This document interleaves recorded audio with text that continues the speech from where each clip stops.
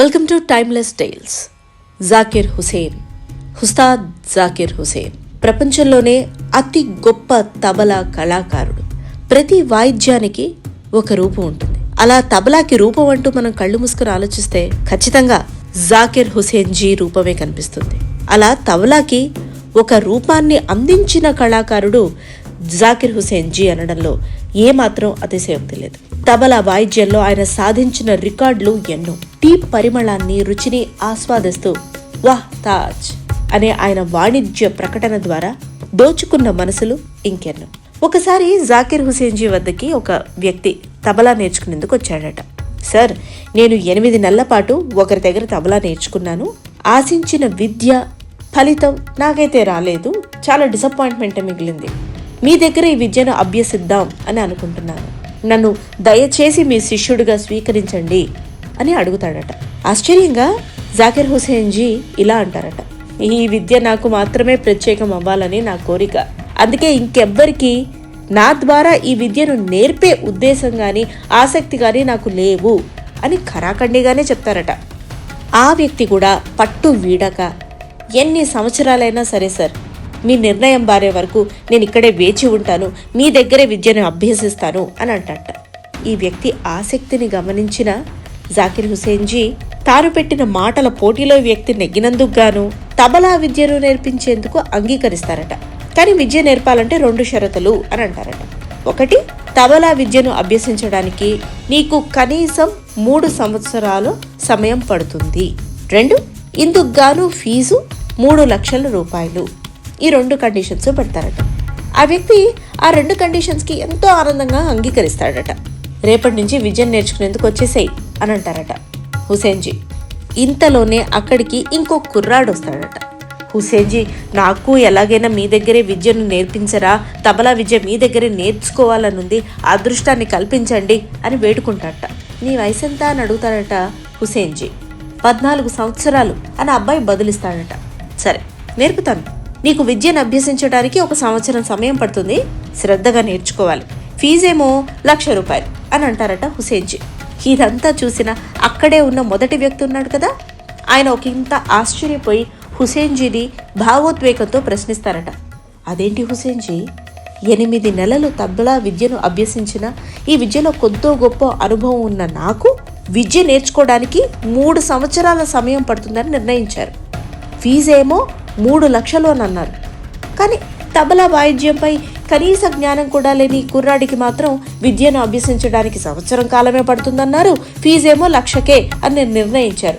ఇదెక్కడి న్యాయం ఉస్తాద్ అని ప్రశ్నించారట.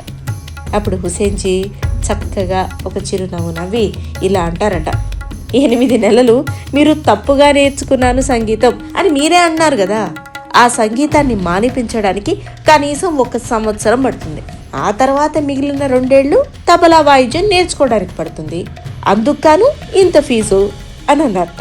తబలా వాయిద్యంపై అంతటి పట్టు, నిర్దిష్టమైన అభిప్రాయం ఉన్న వ్యక్తి ఉస్తాద్ జాకిర్ హుసేన్.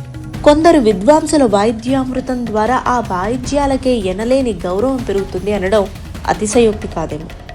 ఇందులో తబలాకు ప్రపంచ స్థాయిలో గౌరవం పెంచిన జాకిర్ హుసేన్ జీ గారు కూడా ఒకరు. ప్రతిష్టాత్మక పద్మభూషణ్ గౌరవం ఆయనను అందుకే వరించింది.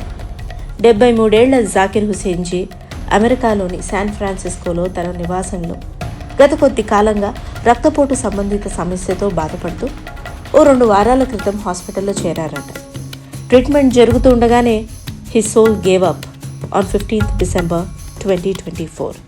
1951 మార్చ్ 9th ఉస్తాద్ జన్మించారు. తబలా వాయిద్య కళాకారులు అల్లా రాఖా పెద్ద కుమారుడిన. చిన్ననాటి నుంచి తండ్రి అడుగుజాడల్లోనే నడుస్తూ తబలా వాయిద్యాన్ని అభ్యసించారు హుసేన్ జీ.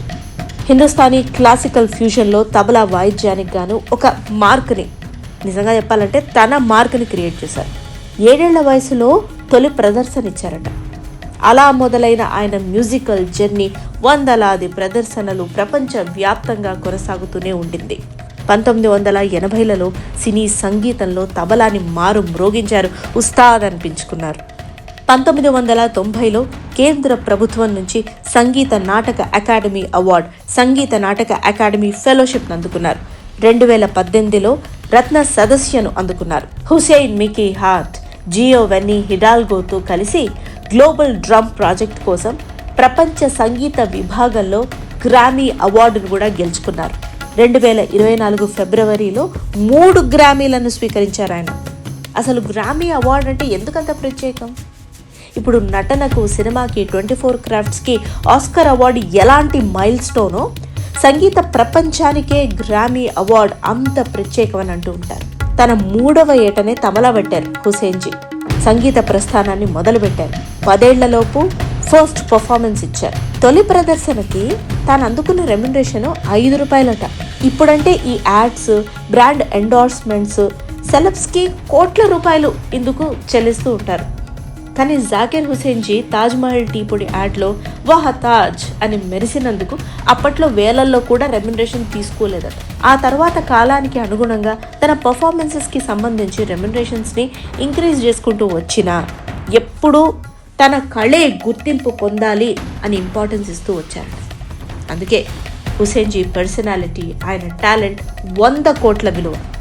ఆయన ఆస్తుల విలువ 10 కోట్ల లోపే. ముసల్మాన్గా జననం, క్రిస్టియన్ అమ్మాయితో ప్రేమ వివాహం, శాన్ ఫ్రాన్సిస్కోలో నివాసం.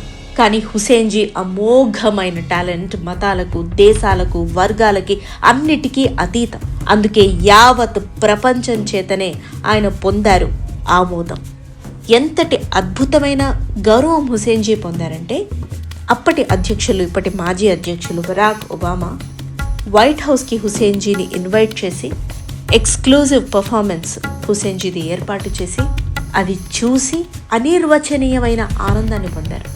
This is an extraordinary felicitation, ఒక అద్భుతమైన గౌరవం ఇంతటి వరకు ఏ ఇండియన్ మ్యూజిషియన్కి లభించలేదు. 1-2 ఇట్లా చెప్పుకుంటూ పోతే హుసేన్జీ క్రియేట్ చేసిన రికార్డులు ఎన్నెన్నో.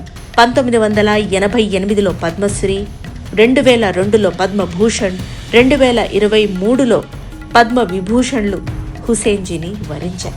1999లో US national endowment for the arts ద్వారా నేషనల్ హెరిటేజ్ ఫెలోషిప్లో హుసేన్జీని సత్కరించారు. హుసేన్జీ భారతీయ శాస్త్రీయ సంగీతానికి ప్రపంచ రాయబారిగా గుర్తింపు పొందారు. ఆయన జీవితం అంతా తబలాకి డెడికేట్ చేశారు. చెరగని చిరునవ్వుతో చాలా అవలీలగా ప్రతి ఒక్క బీట్ని ఎంజాయ్ చేస్తూ ఆయన మ్రోగించే తబలా యావత్ ప్రపంచమంతా మారు మ్రోగింది. ఈనాడు మూగపోయింది.